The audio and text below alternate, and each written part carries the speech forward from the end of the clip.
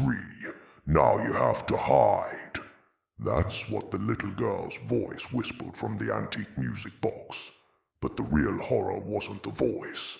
It was the heavy, deliberate footsteps that started descending the attic stairs the moment the whisper ended. Thump, thump, thump. Closer and closer. You see, the old woman who sold me the box only gave me 2 rules. 1, she'd said, her eyes like cloudy marbles. Don't play it after midnight. And 2, whatever you do, don't let the music finish. She never mentioned a 3rd rule. She never told me what I was hiding from. I found it in a dusty corner of a forgotten antique shop. A beautiful wooden box inlaid with mother of pearl. The old woman who ran the place, a figure seemingly woven from shadows and cobwebs, took my money with a trembling hand. Her warning felt more like a strange old wives' tale than a genuine threat. For weeks, I obeyed. Every evening I'd wind it up just before midnight, letting the delicate, haunting melody fill my small apartment. It was a beautiful, lonely tune. I always made sure to close the lid before the final notes could chime.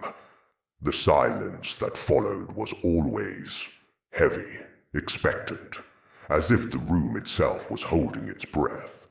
But last night, I got distracted. A call from my sister, a silly argument, and by the time I remembered, it was too late.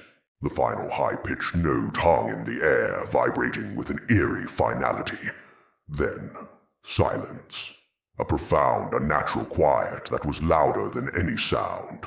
That's when the whisper came, clear as day, from the now silent box. Rule 3, now you have to hide. My blood ran cold. Before I could even process the words, I heard it. A slow, heavy tread from the attic above.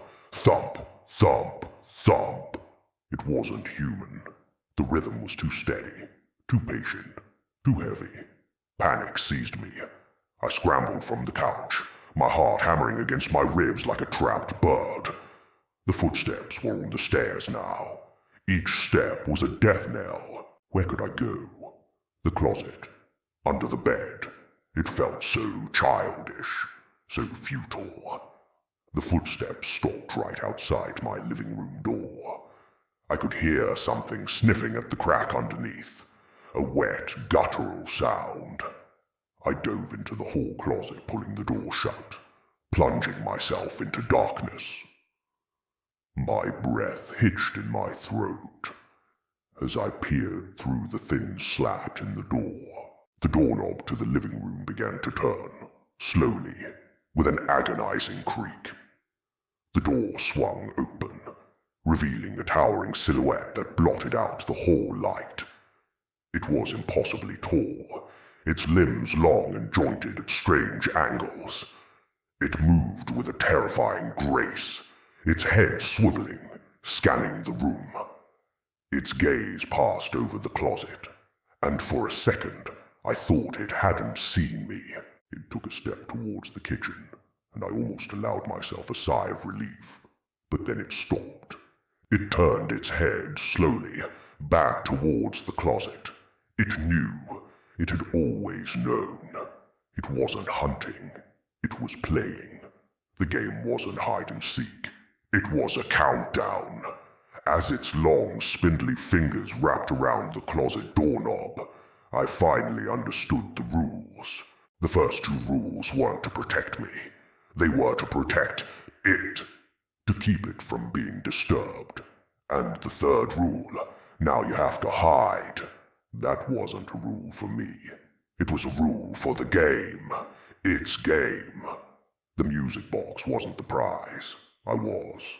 The old woman didn't sell me a music box. She sold me to a new owner. The click of the doorknob turning was the last thing I heard before it smiled. Did you enjoy the game? Don't forget to like and subscribe for more stories that will keep you up at night. After all, you never know when it might be your turn to hide. The question is, will anyone ever come looking for you?